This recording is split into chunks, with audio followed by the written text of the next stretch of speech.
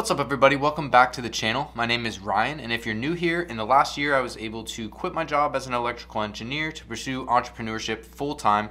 This channel is my version of documenting what I'm up to and hopefully teaching you a little bit of lessons along the way. In this video I'm going to be doing another live agent call where I'm breaking down objections about the property they're selling, specifically when it comes to creative finance, talking about things like what happens if we default, or why we wouldn't ever want to default, or things like, is this a normal transaction? So all of that's covered in this video. Hopefully you learned something. Let's check it out.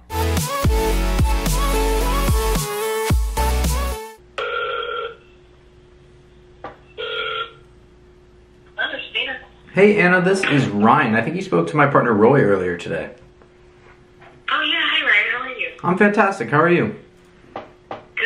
Good. He was talking to you guys about this one on. We were looking at hopefully maybe coming in and buying it as an investment. Correct. Yeah, he'd let me know that. Yeah. Yeah. So you guys had talked a little bit. I'm kind of the numbers guy, so I do more the back end stuff, and so I wanted to work on it. I think he had already talked to you, so we had looked at doing maybe just a conventional purchase on it, but the numbers didn't pencil out. And then I think you guys also talked about potentially doing a creative offer. Right. That's what he said. Yeah. Correct. Got it. Okay. So did you? I know you guys talked maybe a couple hours ago. Did you have any questions or anything about that, or do you want me to just kind of jump into it? Well, I mean, it's something that obviously at the end I still have to present it over to my buyer. Of course. But, my seller. Yep. So from what I'm understanding, it's a subject to agreement. So it basically means you're going to take over his payments. Is that what I'm understanding? Yep, that's correct. And basically you would be just paying off whatever the balance is, apart from whatever's not currently in the mortgage, whatever that he has as a balance. Yep. Okay, and what about liability if it does? That's one question. What about the liability in regards to like if the payments aren't being made? Yeah. So whole bunch of stuff. Stop me if you have any questions about it. But basically the way the transaction works is we take over that payment like you said.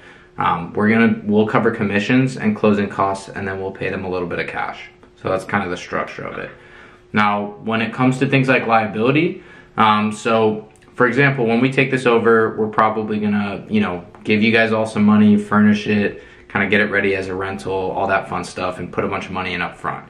And so when we do that, obviously, I think we can both agree it's not going to make sense to miss a payment in the first, let's say, year or two, because we probably put $30,000, $40,000, $50,000 into it up front, right? Turn it into an investment. So this is how we structure it. What we do is we take it over, we put all that money in, turn it into a rental. We've got a lot of others. We live in the area. I live in San Marco. And so we do all that fun stuff. Then when, let's say 2 years from now, 3 years from now, whatever scenario you want to throw out there, we miss a payment for whatever reason. What we can do is we can structure it so that the property will go back to the sellers. Now, is that perfect?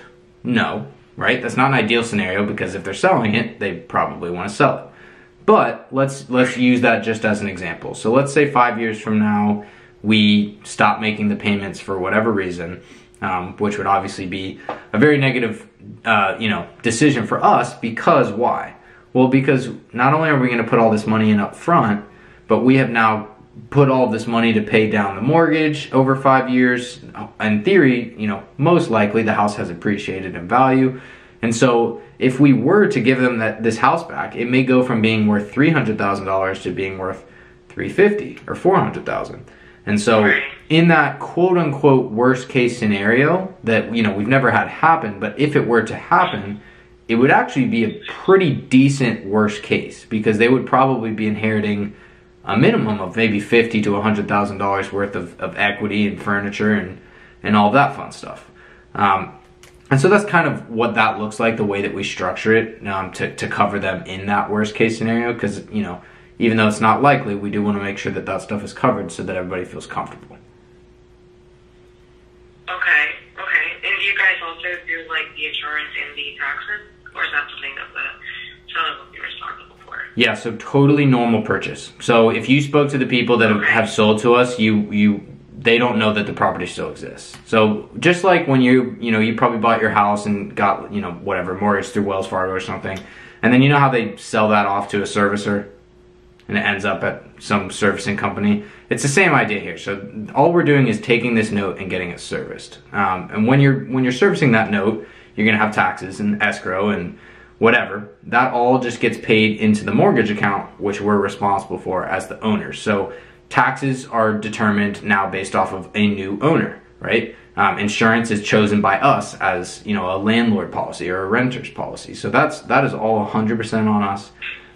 Same as if a hole breaks in a wall or the roof caves in, like the property has been sold. So we are fully responsible for all that stuff.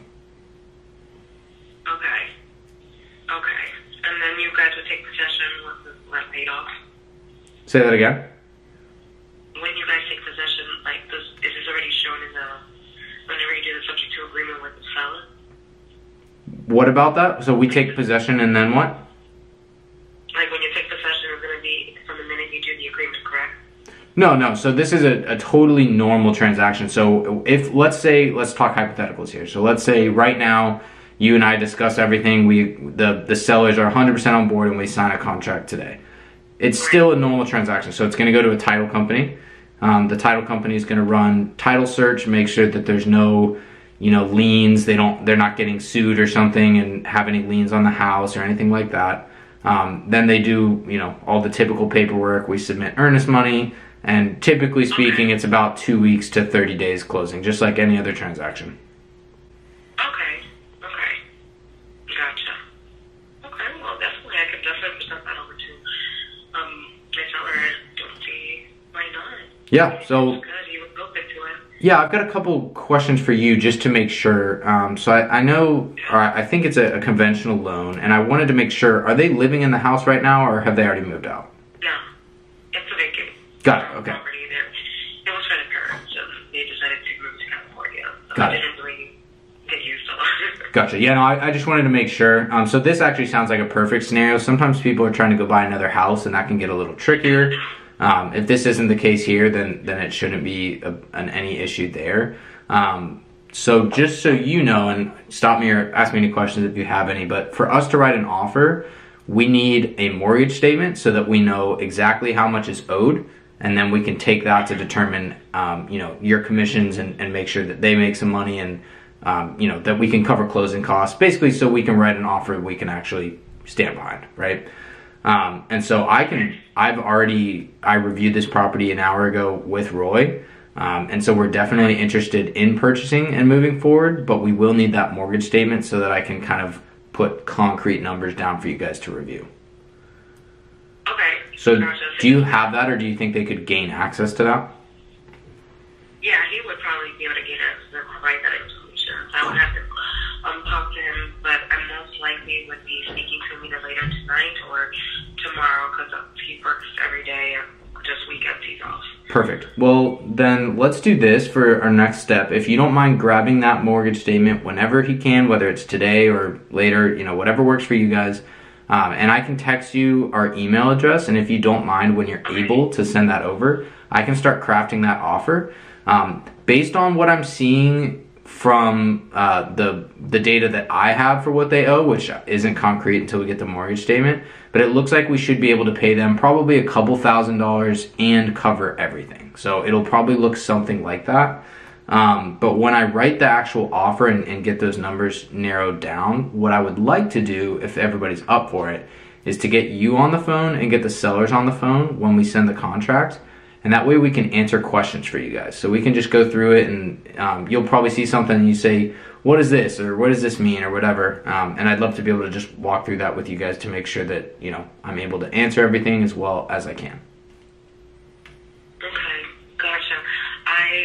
I'll definitely keep that in mind. The thing is that we work a little differently here at our brokerage because everything goes under our broker. So I'm just basically like a co-agent. Yep. But everything would go through DJ. So I would have to ask him to see how he wants to work that out. Yeah, that's totally fine. Definitely, see what their feedback is on it. Okay. For something like a subject to transaction, you want to make sure that you're using documentation and contracts specifically written for this type of transaction, which is what we have. We've done a couple hundred of these transactions, so we have that stuff kind of covered. And so that's what we would likely, want to work with to make sure that they're protected. Most of the things in those contracts are to protect the sellers, since it is a little bit of a different type of transaction. But absolutely, any feedback you get or anything you need from us, please let me know. And we'll just stand by. I'll shoot you that email. We'll stand by for the mortgage statement. And when we get off the phone, you're probably going to think of some more questions. Or when you talk to the seller, they'll probably think of more questions. I'm more than happy to get back on the phone and answer questions and make myself available whenever you guys need. Okay, perfect. I appreciate that, Mike. Awesome. Well, thanks so much, Anna. I'll send you that email, or the email address right now, and then I will stand by to hear back from you. Okay, perfect. Awesome. Thank you. Have a great day and a great weekend. You as well. All right. Bye-bye. Bye. So that was a lead that we reached out to and contacted at our Power Hour with Roy. Shout out to Roy. It was his first time at the Power Hour. And we just made contact with that lead a couple hours ago, and they're already sending us the mortgage statement. The agent is fully on board, as you heard. Does that mean it's a deal? Definitely not, because a lot of times then the seller kind of freaks out, or in that case, the agent goes to their broker and they freak out. So still a lot of hurdles to jump over, but she's totally on board, which is really cool. So once we get that mortgage statement, we'll get a contract written up. We'll get back on the phone with them, and we'll see if we can't close the transaction.